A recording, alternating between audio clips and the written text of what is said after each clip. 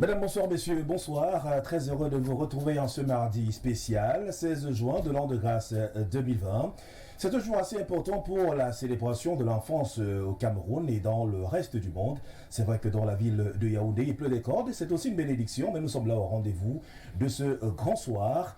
Un moment assez important pour la culture et même pour la connaissance de ceux qui nous suivent à travers les 10 régions du Cameroun et même au-delà de nos frontières. Ce soir, nous parlons de l'enfant africain, ses droits. Pourquoi les enfants sont-ils encore dans les rues au Cameroun?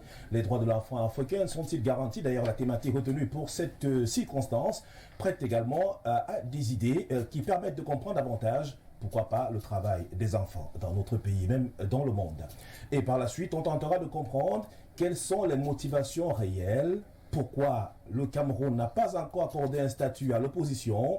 Pour l'instant, ça se dispute au niveau du Parlement camerounais en termes de nombre de représentants et partant dans quelques circonscriptions politiques. Donc on parle même d'une certaine valeur de ces partis politiques qui ont un certain nombre d'années et dont les leaders sont quelque peu essoufflés par le poids des batailles contre le régime en place. Madame, monsieur, bonsoir. Merci d'être sur Info TV. Nous ouvrons tout de suite la thématique qui est relative à l'enfant africain avec, nous accueillons Maître Fidèle Djumbissi, les membres du mouvement pour la renaissance du Cameroun. C'est un militant très engagé dans ce parti politique. Bonsoir Maître. Bonsoir Serge, c'est un plaisir pour moi de me retrouver pour la première fois sur ce plateau. Je sais que c'est une nouvelle télévision qui fait ses pas et qui est en train de monter en puissance.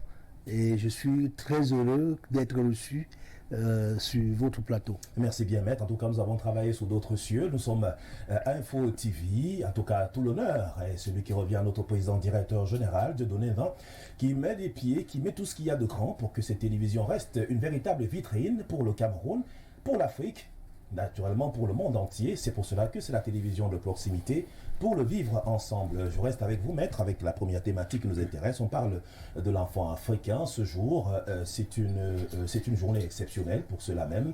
Pratiquement à l'occasion de la célébration de cette 30e édition, on parle encore des droits de l'enfant qui sont quelque peu bafoués dans le monde. Oui, je dirais que, Serge, les enfants méritent beaucoup notre attention. Parce que c'est eux qui vont faire le lendemain, c'est-à-dire le monde de demain, le pays de demain, c'est nos enfants.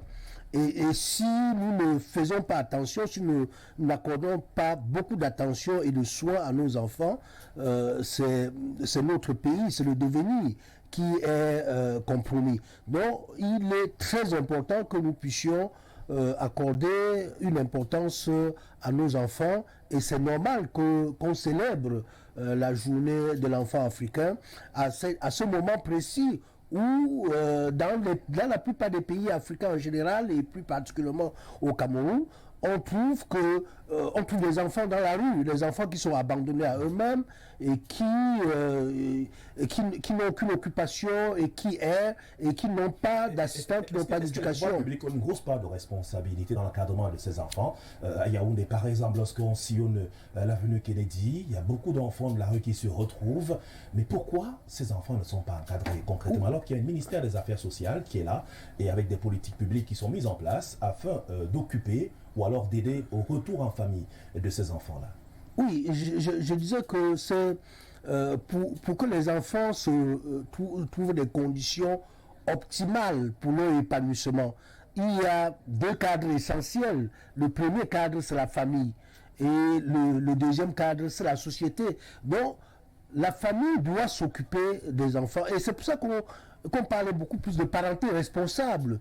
Il ne faut pas faire les enfants pour le plaisir de faire. Mais il peut arriver que certains parents soient défaillants. Pas par leur volonté, mais également peut-être à cause des difficultés de la vie, ou même, le plus souvent, nous trouvons que les parents décèdent avant que les enfants ne deviennent grands, c'est-à-dire on laisse des orphelins. Et également, il y a, lorsque la famille n'a pas réussi, lorsqu'il y a défaillance de la famille, c'est le pouvoir public qui devrait prendre le relais. Au-delà des conditions que les pouvoirs publics eux-mêmes doivent mettre à disposition des enfants pour qu'ils puissent trouver un cadre d'épanouissement, parce que il y a des politiques publiques qui doivent être faites en faveur à l'endroit des enfants. C'est-à-dire, vous avez cité le ministère des Affaires sociales qui doit, dont le rôle consiste premièrement à appuyer les familles et à rappeler, à interpeller les parents sur leurs responsabilités et le plus souvent à les concilier. Souvent quand le père et la mère ne s'entendent pas dans les institutions sociales, on les reçoit pour essayer de les ramener à l'ordre, pour essayer de leur donner des conseils. Mais lorsque la famille n'arrive pas à encadrer, à éduquer l'enfant, c'est le pouvoir public devait reprendre. Et c'est ce qu'on appelle la pupille de la République. C'est-à-dire ces enfants qui sont abandonnés, qui n'ont plus d'assistants, l'État devrait tout faire pour les encadrer et qu'ils deviennent les pupilles de la République. En tout cas, la thématique retenue pour l'occasion, on parle de ces enfants et de la justice qui doit leur être rendue, accompagnée naturellement avec les pouvoirs publics. Une grosse célébration d'ailleurs, avec la participation de tous et de chacun. C'est une journée qui nous rappelle les événements de Soweto en 1976. C'était effectivement un 16 juin avec ces enfants qui avaient été massacrés dans le cadre de l'apartheid en Afrique du Sud. Cette haine, cette lutte, cette bataille qui visait la ségrégation raciale. Aujourd'hui, cette commémoration nous permet davantage de comprendre qu'est-ce qui est mis en place par les pouvoirs publics pour accompagner davantage les enfants qui en souffrent énormément. Merci maître Fidèle Djoumbissi. Je rappelle et je souligne que vous êtes du mouvement pour la renaissance du Cameroun. Forcément, on a votre projet de société et un volet assez intéressant qui accompagne la petite enfance. Merci. Exact. Je vais rappeler, dans notre projet de société, il y a un pilier qu'on appelle le pilier sur la solidarité. Pilier sur pacte de la solidarité qui intègre la sécurité et également cette solidarité entre les membres de la société qui va faire en sorte que aucun Camerounais ne sera laissé dans la rue, aucun Camerounais ne sera laissé au bord de la route.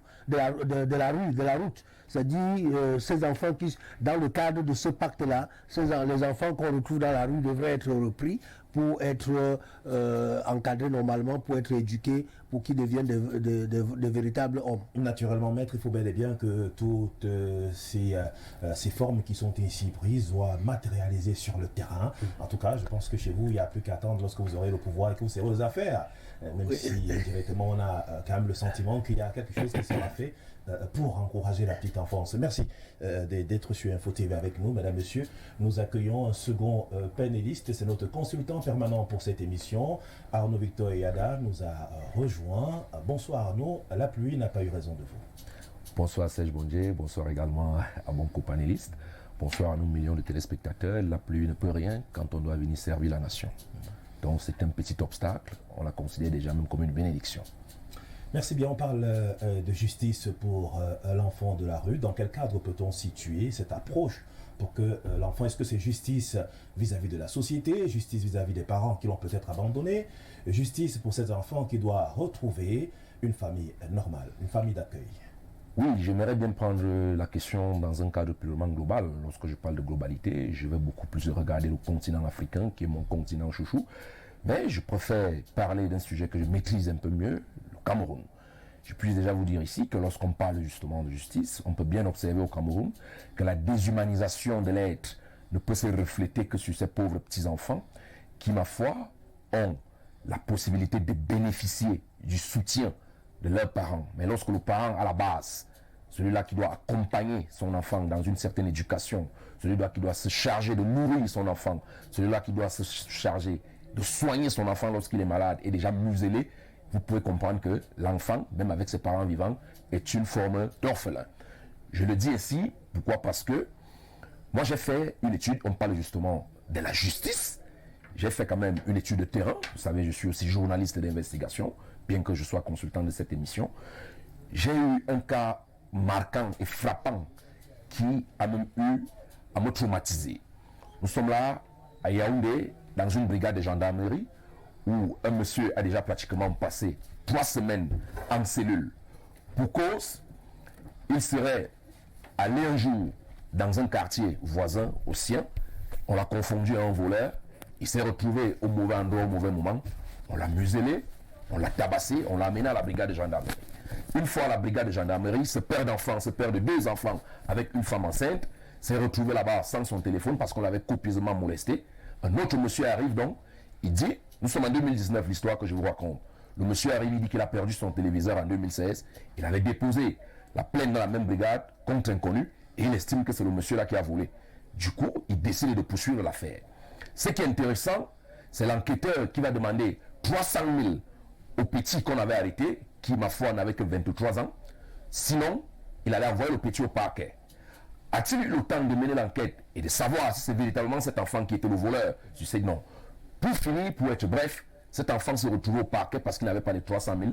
Il allait à Kondengui et il en est mort. Ça, c'est un fait parmi tant d'autres. Hein. C'est un fait. C'est pour lui que... On s'arrête un peu sur la responsabilité parce que l'enfant a droit à l'éducation, sur la relation de cause à effet. Et lorsqu'on veut parler des écoles à construire au Cameroun, lorsqu'on veut parler de ceux-là qui sont même instruits, il y a véritablement... Vous voyez que quand vous avez donc fait ça à ce jeune qui a une famille, naturellement 2 enfants, comme je l'ai dit, je ne prendrai pas celui qui est dans le ventre, qui, en ce moment-là, doit assurer l'éducation de ces enfants qui sont restés? Qui, en ce moment-là, doit assurer la nutrition de ces derniers? Parce que lorsqu'on parle quand même des droits de l'enfant, ce sont les éléments de base. Un enfant doit manger à sa faim, un enfant doit être bien soigné et un enfant doit être bien éduqué. Et lorsque vous regardez tous les leviers que j'ai cités ici, même concernant le Cameroun, est-ce que vous avez le sentiment que, en termes d'éducation, ou dans certains lycées de Yaoundé, les enfants de 6e font cours à même le sol, qui écrivent sur leurs cuisses, je ne parle pas des banlieues. Lorsque vous parlez des centres hospitaliers, ou encore le plateau technique n'existe déjà pas, l'accueil qu'on vous réserve là-bas, à la naissance d'un enfant, la manière, je parlais de ça ici un jour, qu'on accueille un enfant dans ce centre, ne serait-ce que l'accueil est délétère. Vous allez comprendre que, en ce qui concerne la nutrition, je n'ai plus rien à vous dire parce que, compte tenu du pouvoir d'achat d'un Camerounais, il est difficile pour un enfant de nos jours de manger à sa faim. Donc je pense que le ministère des Affaires sociales, j'ai envie de dire, qui fait des efforts, mais jusqu'ici, une fois de plus, le casting est manqué. Vous parlez d'éducation de l'enfant, faites un tour au parquet demain matin. Vous allez vous rendre compte que la quasi-totalité des cas qui y sont, c'est les cas qui commencent entre 15 ans et 23 ans pour cause la sous-scolarisation, pour cause la famine qui les a naturellement poussés vers la consommation abusive des substances opiacées. Automatiquement, ils deviennent des petits bandits.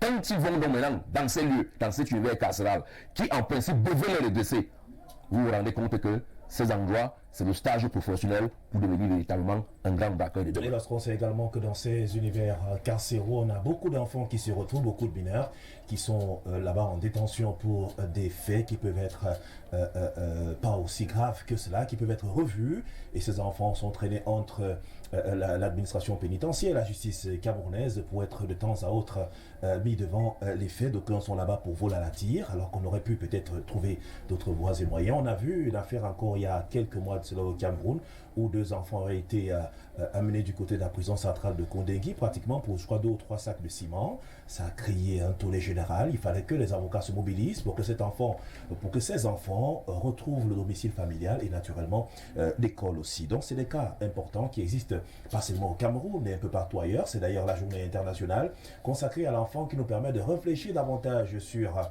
le devenir de ces enfants dans notre pays, le Cameroun. Nous accueillons notre invité dans le cadre de cette émission ce soir. Lui, c'est Akonouzé Descartes. Il représente le Rassemblement démocratique du peuple camerounais dans ce studio. Bonsoir et bienvenue. Bonsoir à tous les éditeurs, bonsoir à mes copanélistes. Je m'excuse du léger retard. Nous avons compris les aléas qui sont liés à cette pluie torrentielle qui s'est abattue sur la ville. Mais nous avons transcendé toutes ces barrières pour être là et servir le grand public aujourd'hui.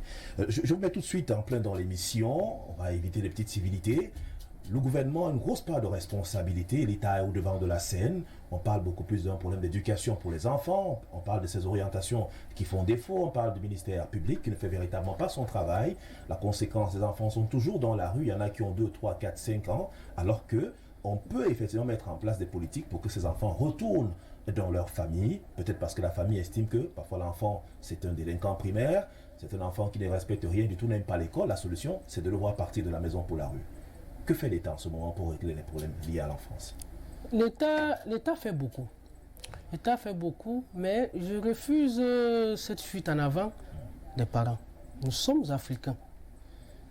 la structure, l'État, quand on parle de l'État, on parle du gouvernement, mais la structure, la cellule la plus primaire de l'État, c'est la famille. La famille africaine.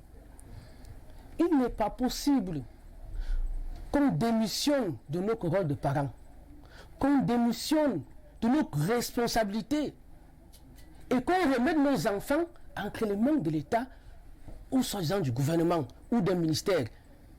Quand le monsieur parle de consommation de drogue, quand le monsieur parle de tout ce qu'il dit, personne n'est d'accord avec ça. Mais, en fait, Mais il faut savoir, il faut que ce soit dit, il faut que ce soit dit que les enfants dans la rue, excusez-moi, mais vous n'avez pas l'histoire de tous les enfants de la rue, n'ont pas toute la même histoire. Vous avez un tableau qui n'est pas sur tous les enfants de la rue. Vous le savez quand même. Il y en a qui sont abandonnés par leurs parents ou par leur famille. Chez nous, la fille, quand on dit parents, on ne dit pas le père et la mère. Vous savez, il y a des enfants orphelins, mais qui ont un cadre de vie dans la structure sociologique africaine. Il ne faut pas qu'on abandonne ça. Où est l'Africain qui sait que même si l'enfant n'a plus de parents, même si l'enfant a dérapé, on ne démissionne jamais de sa responsabilité de parents. C'est par là que ça commence.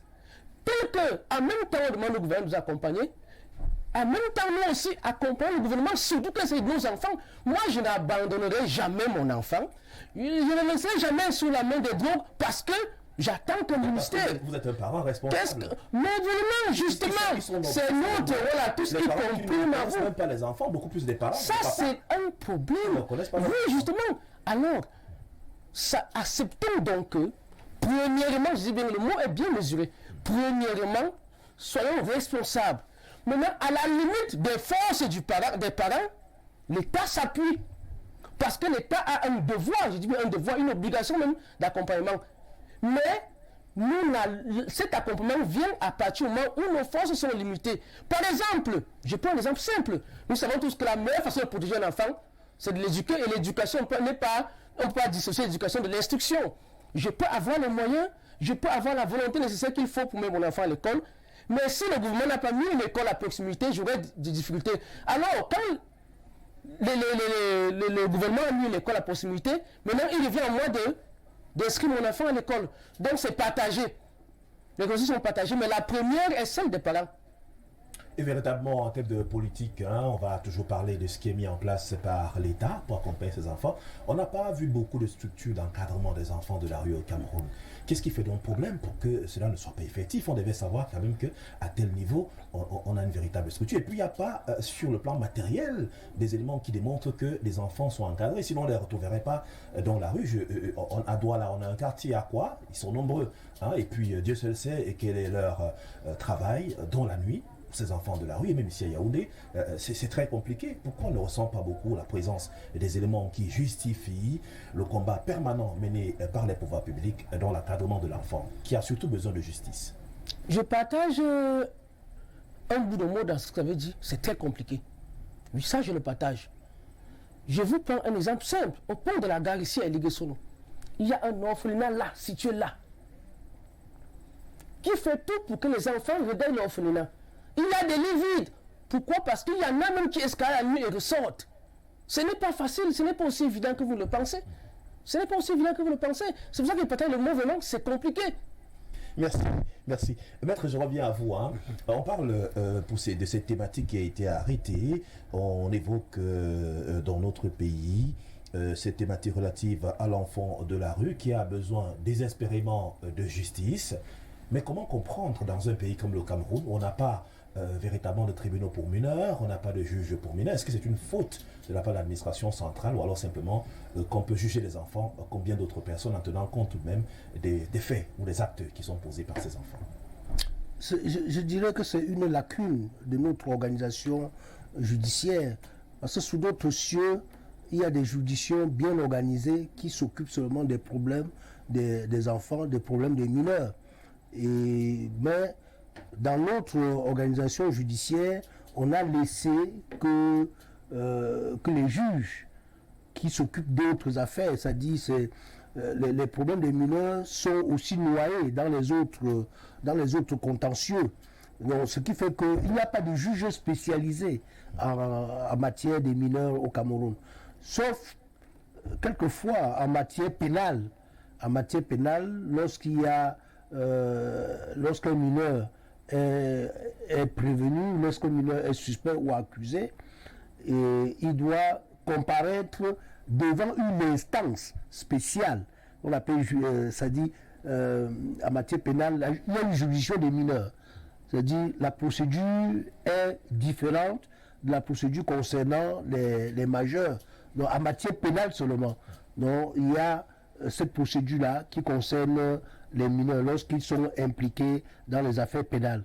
Donc, ils sont jugés par une instance spéciale. D'autant plus qu'il faut réussir à dénicher ces enfants dans les espaces carcéraux où ils se trouvent à travers les 10 régions du Cameroun. On ne peut pas toujours penser que chaque enfant bénéficie d'un véritable encadrement. Est-ce que l'autre problème en termes d'encadrement n'est pas celui des parents ou alors celui de l'État qui n'a pas véritablement répondu à ses propres préoccupations lorsque l'État dit encore que, ou alors lorsque le chef de l'État, prenons-le ainsi, dit que l'école primaire est gratuite. Mais quand on se rend compte, on va à l'école primaire, il faut payer l'APE, il faut payer l'inscription entre autres. Est-ce que ce n'est pas le discours qui vient mettre à mal tout ce qui peut être bien pensé pour l'enfance? Oui, je pense que les premiers responsables de l'éducation des enfants, c'est les parents. Ça, nous avons parlé de la parenté responsable. C'est le premier cadre dans lequel l'enfant doit recevoir l'éducation et les conditions de son épanouissement, c'est la famille. Et lorsque la famille a échoué, peut-être pour des raisons liées au contexte au contexte économique, comme a relevé Victor Yada tout à l'heure, c'est-à-dire le pouvoir d'achat est parfois faible. Et lorsque cela arrive, on devrait s'attendre à ce que la société, c'est-à-dire nous, la société c'est l'État, c'est-à-dire parce que nous avons confié toutes les charges à l'État, c'est pour ça que nous vivons en société. Et c'est l'État qui s'occupe des charges qui ne peuvent plus relever des citoyens. Donc l'État devrait prendre le relais. Et je pense que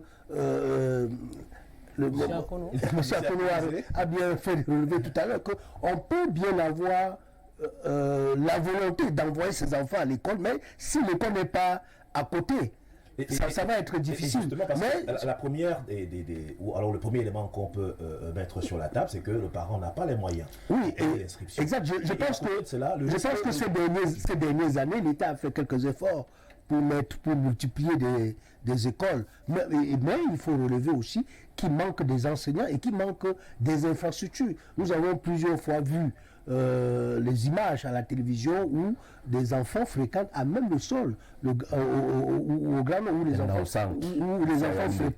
les enfants fréquentent sous les pailles.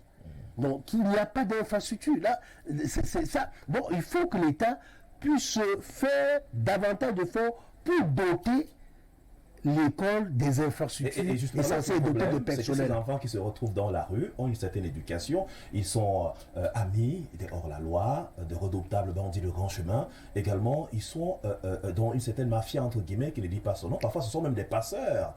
Est-ce que ce n'est pas la société qui demande justice pour ces enfants qui le rend ainsi? Non, je pense que lorsque les enfants se retrouvent dans ces conditions, c'est nous qui sommes exposés, nous sommes en danger. Toute notre société en est victime. Donc, c'est la raison pour laquelle nous devrions faire des efforts pour limiter ou pour éradiquer ce phénomène-là. L'État devrait déployer des gros moyens pour encadrer ces enfants, parce que c'est des enfants, on peut les encadrer, on peut les amener on peut créer des centres pour les récupérer et les former. Et je pense que dans l'histoire ou bien ailleurs, on a vu des enfants qu'on a récupérés comme ça qui étaient complètement perdus et que plus tard ils sont devenus de grandes personnalités. Justement, il y en a, ça peut d'ailleurs se prouver sur certaines mesures. Arnaud Victor Yada, je voulais comprendre, je prends dans ce qui a été indiqué par Maître Fidèle Djoubessi, avocat au barreau du Cameroun, militant très engagé du MRC. On a parlé des centres de formation, alors les centres d'encadrement de ces enfants. On avait le cas de Bétamba, qui était un très célèbre centre dans la région de l'Est Cameroun, malheureusement. Aussi, hein. Ce sont des centres aujourd'hui qui ne recrutent plus beaucoup d'enfants parce que d'abord, au-delà de l'encadrement, il y avait la formation, on sortait de là avec un métier. L'État camerounais est dans un sommeil profond. L'État sait ce qu'il y a à faire, mais l'État dort. L'État dort et on ne peut pas comprendre ce qui peut expliquer ce genre de sommeil. Je comprends bien le militant du RDPC qui est dans son rôle. C'est normal que quand c'est blanc, on nous apprenne toujours que c'est noir. Ça, c'est bien. Je puisse vous dire une chose. On jette l'anathème sur les parents. Je suis d'accord. L'éducation d'un enfant, c'est à la maison. L'instruction, c'est à l'école. Vous avez pris sur vous de bien éduquer votre enfant. Il arrive en classe de 6e, dans un lycée d'État. Le professeur de mathématiques trace les cercles en main levée parce qu'il n'y a pas le compas qui coûte 1000 francs. Le compas, il n'y a pas de matériel didactique dans les lycées de l'État. Vous croyez que ça n'a pas un impact sur la psychologie de cet enfant? Ça, c'est de 1. Lorsque vous amenez votre enfant à l'hôpital, il voit comment l'infirmier est en train de voler les seringues humaines dans sa blouse. Parce qu'il est à 4 mois sans salaire. Ça, c'est pas l'État. Mais il faut être sérieux. Il faut être sérieux. L'État, en principe, on parlait de prison pour mineurs. Lorsqu'un enfant dérape, même si, à la base, au niveau de la famille, il y a eu un échec, le rôle de l'État, dans l'une de ses missions régaliennes, c'est de le recadrer pour gagner un état-fils de demain. Encore, que lorsque l'état-fils gagne un trophée ou une Françoise Mango, c'est pas pour sa famille, c'est le vert ou jaune qui est au perchoir. Ceci étant, on ne peut donc pas jeter l'anathème sur le comportement non africain, le comportement des parents qui ont démissionné, non. Tout enfant camerounais a droit à l'éducation, à la nutrition, du moins à la vie. Mais maintenant, est-ce que tous les leviers qui permettent de faciliter l'accès à tout ce que j'ai cité, vous trouvez que c'est facile? Il y a toujours des goulots de changement. Je ne suis pas ici pour dire que l'État ne fait rien. Vous avez parlé de Bétamba. Nous parlons de Boya. Lui-même, il a parlé de l'orphelinat où les enfants escaladent. Pourquoi est-ce que les enfants escaladent? Parce que le cadre n'est pas propice. Il faut déjà vous dire ici qu'à l'époque, on avait les aires de jeu dans toute la capitale. Là où c'est devenu l'échangeur simplifié, là encore que le Cameroun est le premier pays au monde à avoir l'échangeur simplifié. Il y avait un stade de football. Au Kansik, il y avait les championnats de vacances. Au moins ça pouvait distraire les enfants. Il n'y a plus les aires de jeu. C'est pourquoi il y a la recrudescence de la drogue. Et je suis très amusé de savoir que des fois, on donne l'autorisation d'ouverture d'une école privée à un promoteur, on ne se rassure pas qu'il y ait l'air de jeu. Il y a des écoles ici à Yaoundé qui n'ont pas d'air de jeu. Or, les enfants doivent s'épanouir. Parce qu'à l'école aussi, c'est le carrefour des mentalités, c'est la société. On déniche des talents et on les encadre. Est-ce que vous avez l'impression que le côté du sport fonctionne à merveille au Cameroun? Est-ce que vous avez l'impression que quand un enfant peut faire les œuvres de l'esprit, peut chanter, il n'a pas besoin d'avoir le bac? Il peut apprendre à chanter. Est-ce que vous avez l'impression que lors des kermesses dans nos écoles, les conseillers principaux de jeunesse et d'animation font véritablement leur travail? Je crois que non. Est-ce que vous avez l'impression que les conseillers d'orientation qui sont sortis de l'école orientent bien nos enfants à l'école? Parce que c'est l'instruction, nous on a éduqué à la maison. Donc à un moment, vous avez un enfant qui a le bac, tête pleine, mais mal faite. C'est ça qui est la recrudescence de tout ce que vous pouvez voir comme dérive au Cameroun. Et l'État a tout pour mettre sur pied des jalons vrais pour qu'on redresse cette société qui ne fait que se tordre. On va continuer à caresser dans le sens du poil, mais je vous donne la parole, rassurez-vous. Hein. Je voulais juste m'arrêter un temps soit peu sur cette préoccupation, les aires de jeu dans les écoles. Il y a des écoles effectivement qui existent sans aires de jeu, sans oublier que dans les cités, hein, les cités ordinaires que on a construit via le gouvernement de la République il y a plusieurs années, finalement les aires de jeu sont devenues des espaces de commerce. Parfois c'est des espaces qu'on a vendus à des tiers. Le gouvernement de la République voit bien ce qui se passe. Il y a des cités qui existent, mais les espaces de jeu, de repos ne sont plus cela. C'est terminé, c'est dégagé. Et il y a même d'autres espaces dans la ville de Douala par exemple, qui désormais abritent des écoles. Pourtant, c'est des espaces qui étaient réservés à la distraction des enfants. Konozi Descartes, je sais que vous avez l'intention de réagir suite aux propos d'Arnaud Victor Yada. Vous avez la parole. Oui, je suis obligé de dire au monsieur du MRC que si sa tête est mal faite, ce n'est pas le cas de tous les enfants qui ont le bac. Monsieur le MRC, c'est pas du MRC. Pas le MRC, les consultants. Les consultants, je vais dire en tant que consultant que si sa tête est mal faite, ce n'est pas le cas de tout le monde. Je le dis pourquoi. J'ai relevé quelque chose. Dire que les parents soient responsables, il appelle ça, vous avez dit quoi? Lâcher l'anathème sur les parents. Ça montre à quel point, je l'appelle monsieur, sauf si vous voulez regarder tout ça, on aurait pu éviter tout ça. Ça montre à quel point lui-même déjà il est responsable. Vous voulez faire la situation, allez-y. Maintenant, ça tellement fait le cas de tout le monde. Et je vais lui dire, avant qu'on ne continue, quand même, il faut que les gens aient du respect. Dans son discours, il a déjà attaqué de façon irrespectueuse 2 corps de métier. Il y a des enseignants. y a tout un ministère. Le monsieur déclare ici qu'aucun lycée n'a de compas.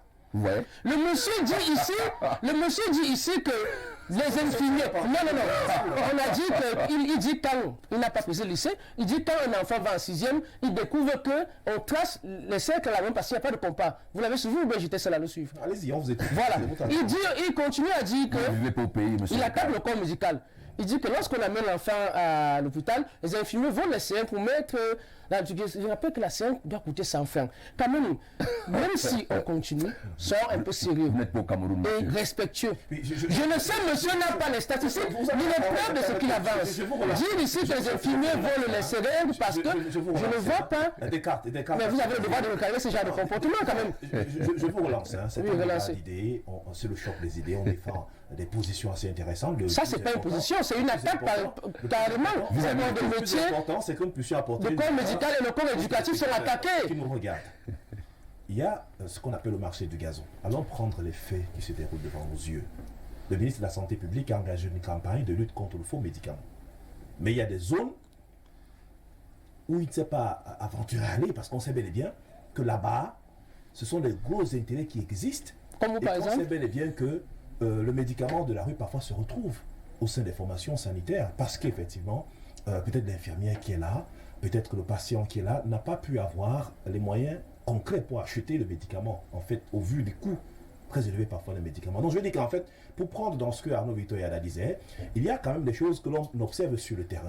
C'était de manière, comment je veux dire, il a simplement essayé de caricaturer certains faits. Non, une caricature assez très grave quand même. Parler de vol de seringues, c'est pas une caricature, ça c'est grave, n'est-ce pas?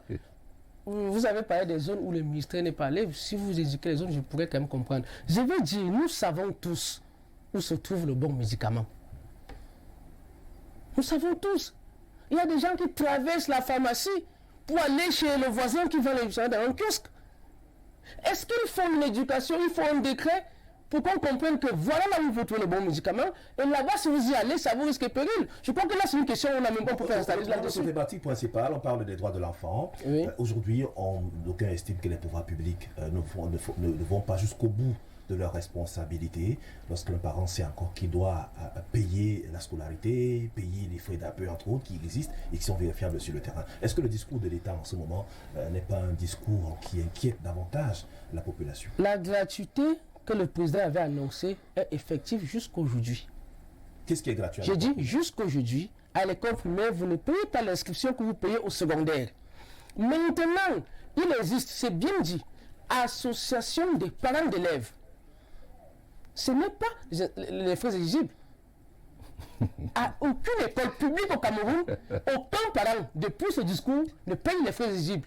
Si un parent qui l'a fait, amenez-moi la preuve. Maintenant, s'il existe une association où les parents adhèrent librement, je veux bien dire, écoutez bien, l'association des parents d'élèves où les parents adhèrent librement. L'adhésion à l'APE n'est pas obligatoire, elle n'a jamais été obligatoire au Cameroun. La preuve en est que jusqu'ici, aucun parent n'a déposé aucune plainte parce qu'il a été obligé d'adhérer à cette association de parents d'élèves. Parce que les parents eux-mêmes adhèrent, ils y donnent de leur argent, parce qu'ils trouvent que ce qui dépose cette association-là favorise, encourage le bien, la bonne éducation de leurs enfants. Quand on dit que c'est gratuit, on ne vous empêche pas. On ne parle pas, on n'a pas dit ici que la perfection y est. Ça veut dire quoi? Cette association-là vient appuyer les imperfections qu'il y a. Il y a parfois des enseignants vacataires. Il y a des bénévoles qui sont encadrés par cette APE. Il y a souvent des matériels qui peuvent être informatiques ou bien autres, même de sport, que cette APE-là peut apporter. Comme les parents savent qu'ils ne paient plus la scolarité, les parents décident de payer l'APE pour cet encadrement-là. Ça fait partie de la protection de l'enfant dont on parle. Protéger l'enfant, c'est donner un cadre de vie, un cadre d'épanouissement, la santé. C'est dans ça que donc, les gens cotisent à l'APE, mais les frais éligibles ne sont plus payés dans aucune école primaire publique du Cameroun. En tout cas, sous réserve de ce que les parents nous pardonnent, ils payent davantage encore. Hein. Bon, ça c'est. Non, monsieur, à quoi? Non, si c'est monsieur pas, il vous dit qu'il ne paye pas de frais de la diaspora, soit il fait dans l'auditoire. Avant de sortir cette thématique, mettre peut-être un dernier mot. Oui, déjà deuxième thématique. Je pense que, comme dit Arnaud, il n'est pas totalement connecté aux réalités du Cameroun. Parce que s'agissant de l'APE, ce que nous observons sur le terrain, en tant que parents d'élèves, parce que lorsqu'on convoque l'association des parents d'élèves, tous les parents ne viennent pas. il y a très peu de parents, c'est-à-dire le plus souvent dans une école, il y a un groupe, une oligarchie qui s'est organisée pour vivre de ces frais d'APE-là. Et lorsque votre enfant n'a pas payé les frais, on l'exclut de l'école. Donc, c'est une autre manière de continuer à payer. Vous avez vu, il fallait y être pour contester. Parce que il fallait y être. On enrôle forcément les parents d'élèves dans l'association par le truchement de leurs enfants. Donc, dès que vous avez inscrit un enfant, immédiatement, on inscrit dans l'association, on inscrit son parent. Et on n'inscrit pas le parent pour une fois. C'est-à-dire, si vous avez 2 enfants, vous êtes inscrit 2 fois. Vous avez 3, 4 enfants, vous avez écrit 4 fois. Merci, Maître Fidel Djoubé. C'est en tout cas la dernière préoccupation en termes d'enfants et puis les frais exigés d'APE à payer. Je prends mon cas, j'en ai payé pour les classes de seconde, première et terminale. Est-ce que vous savez qu'il n'est pas obligatoire? Je veux quand même savoir. Non, vous n'avez jamais fait. Vous n'avez pas écouté les parents qu'il faut pour vous plaindre. Vous y adhérez donc de façon consciente. Non, j'ai très fièrement des conditions. Quand j'ai pas, rassurez-vous, j'ai essayé un peu de faire de la résistance, mais quand j'ai regardé l'école des enfants, j'étais obligé de céder pour leur assurer la paix qui continue. Ça veut dire que ça veut dire que l'État sur ce point a démissionné. Voilà. Et maintenant, on reviendra. C'est un autre discours en tout cas. En 30 secondes, une seconde. Il reste tellement parlé de moi. Je donnerai une occasion de dire quelque chose. Monsieur Akwa fait partie de ces militants du RDPC. Monsieur Akwa, Monsieur Akwa, merci. Fait partie de ces militants, parce qu'il y a des bons militants au RDPC, des militants sérieux. Il fait partie de ces militants qui veulent à tous les coups justifier la bêtise. Lorsqu'on dit l'État, l'État, ce n'est pas le RDPC. L'État, ce n'est pas le RDPC, monsieur. L'État, c'est nous tous. S'il vous plaît. Vous n'êtes pas là pour prêcher pour votre chapelle politique. C'est vous, monsieur, pourquoi on passe à la deuxième thématique? Je dénonce. Vous dénoncez quoi? Vous n'êtes jamais allé à l'hôpital. Qu'est-ce que vous en savez? Cher monsieur. Si monsieur il est ainsi, mais quand même. Monsieur, s'il vous plaît, essayons de calmer, essayons de temporiser. Je le rappelle encore, j'ai expliqué à l'entame de cette émission que l'objectif pour nous, c'est d'avoir de la plus-value pour nos téléspectateurs. Parce qu'en fait, il faut moins qu'au sortir de cette tranche d'antenne, que les téléspectateurs retiennent quelque chose. D'ailleurs, ça nous permet d'embrayer sur la deuxième thématique. Maître, je vous remets la parole. On parle de l'opposition dans notre pays, le Cameroun. Finalement, une opposition sans statut, on ne sait pas qui est leader, qui ne l'est pas. Pourquoi ce flou artistique dans le giron politique du Cameroun persiste? Je dirais que ce flou artistique est voulu et entretenu par le régime en place. Parce que lorsqu'on parle de l'opposition, cela renvoie au clivage qui est le plus courant dans nos pays africains qui viennent de s'engager sur le chemin de la démocratie. Parce que nous sommes encore en période de transition démocratique. Donc, il y a ce clivage régime-opposition, le même clivage qu'on trouve ailleurs, c'est-à-dire aux États-Unis par exemple, on a les républicains, il y a les démocrates. En Europe, en France plus précisément, on a la droite, on a la gauche. Donc ça, et le statut de l'opposition est nécessaire parce que ça permet de structurer la vie politique. Parce que lorsqu'on est dans un système pluraliste, système de multipartisme, vous voyez le foisonnement des partis politiques que nous avons depuis l'avènement, depuis le retour du multipartisme en 1990, parce qu'il faut rappeler que le multipartisme avait existé jusqu'en 1966 où le premier président du Cameroun avait décidé de créer le parti unique. Donc, lorsqu'il y a cette multitude-là, si on ne structure pas, si on ne met pas de règles pour qu'on puisse voir émerger les forces politiques importantes pour la nation, parce que faire de la politique, un parti politique a pour ambition de conquérir le pouvoir et d'exercer le pouvoir lorsqu'il est au pouvoir et de s'y maintenir. Et lorsqu'on ne structure pas la scène... Qui devrait structurer? Non, c'est l'État qui devrait structurer. Donc c'est ceux qui sont au pouvoir, ceux qui sont en charge des affaires, qui devraient prendre l'initiative de structurer pour le bien-être de tous les Camerounais, pour le bien de notre pays. Même. Parce qu'aujourd'hui, finalement, on ne comprend pas. Est-ce que c'est une question d'ego au niveau des leaders politiques au Cameroun? Non, ce n'est pas une question... Ils réussissent même d'ailleurs pas à avoir un discours, je veux dire, acceptable. Non, ce n'est pas une question d'ego. Parce que la structuration doit se faire par des règles qui doivent indiquer que voilà, tel est leader de l'opposition et mérite un statut. Parce que il y a dans ce statut de l'opposition l'enjeu de la sécurité des hommes politiques. C'est très important.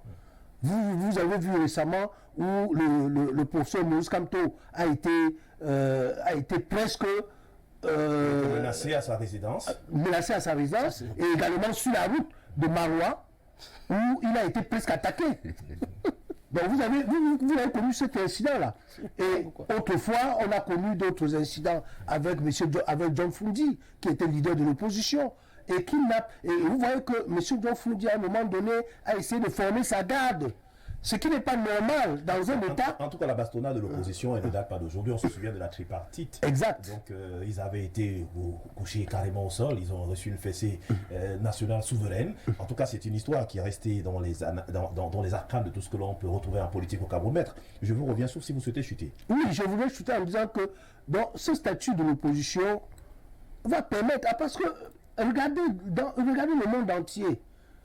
Sur la scène politique, partout dans les pays, la tendance est la bipolarisation de la vie politique. Et c'est ça qui est... Est-ce que la faute n'est pas aussi au modèle que nous avons importé, qui est la démocratie, qui ne sied pas toujours de manière fondamentale à nos us et coutumes? Est-ce qu'on n'est pas perdu dans cette approche-là? Non, la démocratie n'est pas... La démocratie est universelle. Et que nous devons seulement, dans une moindre mesure, l'adapter à nos réalités. Qu'on soit en Asie, qu'on soit en Europe ou aux Amériques, quand on parle de démocratie, les principes, on les connaît, les principes sont universels. C'est-à-dire qu'on choisit les dirigeants par les élections et que les dirigeants, lorsqu'ils sont choisis, ils ont le mandat et que les citoyens ont toujours le droit de faire des observations sur les actions des dirigeants. Et surtout que les dirigeants qui sont élus ont aussi le devoir et la responsabilité de rendre compte à ce peuple qui les a élus. Merci. Arnaud Victor Yada, permettez que je passe à Konouzé Descartes. Je comprends très bien tout ce qui vous anime ce jour, parce que lorsque vous trouvez que les choses ne vont pas dans le sens tel que cela est fait, il y a des éléments qui sortent. Je voulais comprendre avec vous, à Konouzé, qu'est-ce qui fait problème aujourd'hui? Pourquoi l'État ne s'assied pas pour trouver un cadre idoine afin de mettre sur des rails, ou alors des rails, je dirais, de la compétitivité, l'opposition camerounaise? On ne sait pas qui est leader, on ne sait pas qui porte cette force-là au sein de l'opposition camerounaise, parce que tous sont divisés. On a comme l'impression que c'est l'État qui joue ce jeu-là. J'ai l'impression que vous avez l'impression de souhaiter un décret. On vous écoute. Vous, les Camerounais, j'ai l'impression, non, c'est moi qui vous écoute en premier, j'ai l'impression aussi que vous sollicitez un décret où le président va dire, à partir d'aujourd'hui, il y a l'opposition. Et je vous demande de respecter l'opposition, c'est ça? Non, je prends ça pour une grosse blague parce que... C'est un discours qui est pour les Camerounais. Actuellement, c'est pour ça que je parle aux Camerounais. Les Camerounais, parce qu'on dit que les autres sont leaders, parce qu'ils ont un bon nombre de représentants à l'Assemblée nationale. D'autres estiment que les autres sont aussi leaders, mais ils ne sont pas représentés au Parlement camerounais, parce que sur le plan local, ils estiment qu'ils ont une grosse portée, d'où cette ambiguïté qui existe. C'est pour cela qu'on veut comprendre pourquoi ça marche ainsi. L'État a des organes. Je reviens sur le Parlement. L'État a des organes qui permettent à tous les partis. Je veux rappeler que nous sommes dans un pays où il y a 317 partis politiques. C'est-à-dire qui exercent comme ils veulent, quand ils veulent, dans les règles de la loi, tout ça encadré par la loi. 317. Alors on ne peut pas faire un procès à un pays, à un État qui permet qu'il y ait autant de partis politiques. Et maintenant, l'État a des organes qui permettent à tous ces 317 partis d'avoir des représentants à l'Assemblée. Aucun parti ne sera responsable si les autres ont été incapables de représenter à cette Assemblée nationale-là. Actuellement au Cameroun, quelle que soit l'élection, qu'elle soit législative ou municipale ou présidentielle, les régionales aussi qui vont venir, rien n'empêche à un parti politique de s'affirmer. Et maintenant vous avez rêvé autre chose, vous avez dit même hors du Parlement, même hors des communes, il est possible que les partis soient actifs. Il y a un nouveau parti qui vient de naître là, qui n'a même pas l'occasion de la personne de ce parti vient de naître, mais il a une activité. ce monsieur est leader dans son parti. Maintenant, c'est à lui. L'État ne va pas travailler pour le parti politique parce que l'État ne travaille pour aucun parti politique au Cameroun jusqu'aujourd'hui. Que chaque parti, s'il veut convaincre sa firme lui-même. Est-ce que ce n'est pas une fuite en avant de la part de l'État d'organiser le jeu politique? Est-ce que c'est l'opposition qui doit organiser son jeu à elle-même? Le jeu politique qu'il a organisé, il est là, il est bon. Puisque jusqu'ici, il y a des gens même qui réclament qu'ils auraient pu gagner dans ces jeux politiques actuellement. Il y a une modification du cours de l'époque. Oui, même avec la motivation, il y en a qui disent qu'ils ont gagné. Ça veut dire que le code permettait quand même qu'on gagne. N'est-ce pas? Voilà. Actuellement, l'État c'est comme si, je vais prendre un cas de figure, je vais faire un peu une petite figuration. C'est comme si quand la CAF organise la Coupe d'Afrique, la CAF met le ballon en jeu, la CAF met les stades à disposition, mais si une équipe est éliminée au premier tour, elle ne va pas se plaindre du fait qu'elle n'est pas de bons joueurs. Elle ne va pas se plaindre du fait qu'elle n'est pas un bon coach. Parce qu'il serait incongru que la CAF vienne choisir le coach d'une équipe, tout comme il serait incongru que l'État se mette à encourager certains partis politiques. Là, ça ne marche plus. Merci bien. Je voudrais relever... quelques secondes avant Arnaud Bitoya. Oui, je voudrais relever qu'il y a le code, mais un code qui permet de déjouer les vrais résultats. C'est ça. Je vais exiger les détails. C'est un débat assez long. Permettons qu'Arnaud Yada réagisse sur la question relative à un statut de l'opposition camerounaise. En tout cas, en elle-même, on ne ressent pas d'aucun estime. Il faut citer, estime que c'est le SDF qui est leader de l'opposition au Cameroun à travers son chairman. C'est le MRC à travers le professeur Maurice Kamto. Donc on parle même de Cabral Libi, entre autres du PCAN. Finalement, quelle est votre réaction, alors votre lecture qui a trait à ce statut de l'opposition au Cameroun aujourd'hui? Non, il faut dire que lorsqu'on prend le pouvoir ou alors qu'on accède au pouvoir, on a nullement l'intention de laisser. Je suis du régime, vous ne pouvez pas me demander avec tous les avantages obèses qui sont miens de laisser d'un à l'autre. C'est pourquoi, naturellement, je pourrais même prendre des véhicules immatriculés CA pour aller battre campagne avec. Donc c'est logique, c'est légitime. De l'autre côté, je pense quand même que l'opposition devrait s'en prendre à elle-même. Lorsqu'on parle de 316 partis politiques, 17. Excepté le parti au pouvoir, qui fait 17, on est censé avoir 316 partis de l'opposition. Mais il y a deux catégories de l'opposition au Cameroun. La première catégorie, vous allez voir, il y a beaucoup de partis politiques qui ont eu du mal à s'affirmer au niveau du RDPC, qui sont dans l'obligation maintenant, pour exister, de créer certains partis politiques. Naturellement, ils sont quoi? Ils sont des alliés.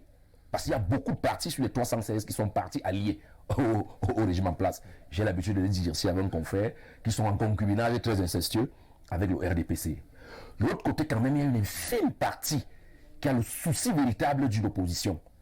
Maintenant, d'où vient le problème? Le problème vient du fait que cette partie-là a du mal à avoir une idéologie. Une seule idéologie qui est le pouvoir du chassement, c'est-à-dire enlever ceux qui sont là pour qu'ils arrivent au perchoir. Combien de fois il y a eu des conférences ici à la veille d'une élection où les partis de l'opposition n'arrivent pas à parler d'une même voix? Il y a ce problème. Donc je pense que s'il faille qu'il y ait un leader de l'opposition au Cameroun un jour, il va d'abord falloir que cet avantage de 316 partis politiques qui concourent, c'est un avantage pour le parti en place. Parce qu'il y a une division. Quels peuvent être les critères qu'on peut mettre en place, par exemple? C'est-à-dire, si on demandait à l'État de numérer, est-ce que forcément c'est la représentation nationale au niveau du Parlement qui indique que, en termes de députés, en termes d'opacité, de représentativité pour l'opposition, et ce sont les critères essentiels qui indiquent que vous êtes leader, ou alors forcément c'est la représentation sur le plan local, peut-être les municipales, entre autres. Quels sont les leviers qui pourraient être ceux de l'État pour essayer d'organiser quand même, pour qu'on n'ait plus cette fuite en avant? Il y a deux choses, et il y a de la réponse dans vos deux, dans les mêmes questions que vous avez posées. Naturellement, celui qui est majoritaire, celui qui est représenté à l'Assemblée nationale en termes de l'opposition, qui a plus de sièges, automatiquement il est le leader. Mais maintenant, il ne faut pas aussi oublier l'aspect historique. Parce qu'il y a l'histoire politique d'un pays. Vous pouvez ne pas être à l'Assemblée nationale, mais vous avez un parcours qui fait de vous, je parlerai par exemple du SDF aujourd'hui. On sait l'impact que Ni John Fundi a eu sur la scène politique au Cameroun. Donc on ne saurait bâcler ça d'un revers de la main. Ça va peut-être faire mal aux gens actuellement. M. Maurice Kamto, bien que n'étant pas à l'Assemblée nationale, rien que le fait qu'on parle de lui sur plus d'un plateau de télé, à n'en point fini, fait déjà quand même une figure de proue de l'opposition. Vous pouvez trouver sa méthode mauvaise, mais c'est ça le jeu politique. Si déjà le parti au pouvoir ne chope pas les gants pour aller au front, fait tout ce qui est à son profit pour rester là, permettez aussi à ceux qui sont de l'opposition, qui sentent une certaine frustration, d'utiliser les moyens, même illégaux. Il faut bien le préciser. La finalité étant de montrer qu'on existe, d'entrer dans l'histoire et de pouvoir, un temps soit peu, espérer. Et je puisse vous dire que si il y a certains débats aujourd'hui, comme la modification du code électoral, comme la modification, une éventuelle modification de la Constitution qui mettra certainement un vice-président, et ainsi de suite. C'est aussi parce que certains leaders de l'opposition, malgré qu'ils ne sont pas à l'Assemblée nationale, font quand même une pression. Voilà, il faut donc que l'opposition pense, l'opposition doit penser. Et je chute en disant que lorsque l'opposition pense, elle booste le parti au pouvoir et c'est le peuple qui est le bénéficiaire. Oui, je voulais dire que c'est comme tout à l'heure, je disais que c'est l'État qui doit aménager, c'est ceux qui sont aux affaires, doivent aménager le cadre dans lequel on doit évoluer pour l'intérêt général. Et s'agissant des critères, moi je pense que lorsqu'on désigne le leader de l'opposition dans d'autres pays, c'est en fonction du système politique. Il y a le système politique représentatif qui est le système de parlementarisme, le régime parlementaire. Dans le système anglo-saxon, par exemple, on voyait en Angleterre, c'est le chef de l'opposition, c'est le premier parti qui est arrivé derrière le parti qui a gagné. Et au Canada, par exemple, c'est également le premier parti, le parti qui a le plus de représentants à l'Assemblée. Mais il faut revenir au Cameroun et comprendre que chez nous, nous avons fait un peu le choix des deux, c'est-à-dire le système présidentialiste et le système parlementariste, c'est-à-dire le régime parlementaire, mais avec beaucoup plus de prégnance sur le régime présidentialiste, puisque dans notre constitution, le président de la République est au centre de la vie de l'État. Et également, au regard de ça, moi je proposerais que s'il faut définir le leader de l'opposition, le leader de l'opposition doit être celui qui est arrivé en second à l'élection majeure. C'est l'élection présidentielle. À Konosé, pour sortir, en une minute s'il vous plaît. Quel statut ou alors quelles sont les conditions à votre avis qui peuvent permettre d'avoir clairement un leader de l'opposition au Cameroun? Le leader de l'opposition au Cameroun, ce qui est pouvoir, l'opposition, appartient au peuple. C'est le peuple qui décide qui est leader de l'opposition ou pas. Et maintenant, le peuple est représenté dans une assemblée nationale. Parce que quand je dis l'Assemblée nationale, ce n'est pas des gens, personnes nommées. C'est le peuple qui est représenté par 180 personnes. Alors je crois qu'il est plus judicieux de consulter ce peuple-là par sur l'Assemblée nationale pour savoir qui sont les leaders de l'opposition. Maintenant, il y a d'autres acteurs, on ne va pas nier qui ne sont pas à l'Assemblée, mais qui peuvent aussi faire la chronique à Facebook. Ça peut arriver. Même au-delà, puisqu'on n'a pas les signes ne sont pas à Facebook. Je ne veux pas nier que ça peut arriver. Mais je préfère qu'on se réfère pas à l'Assemblée. Je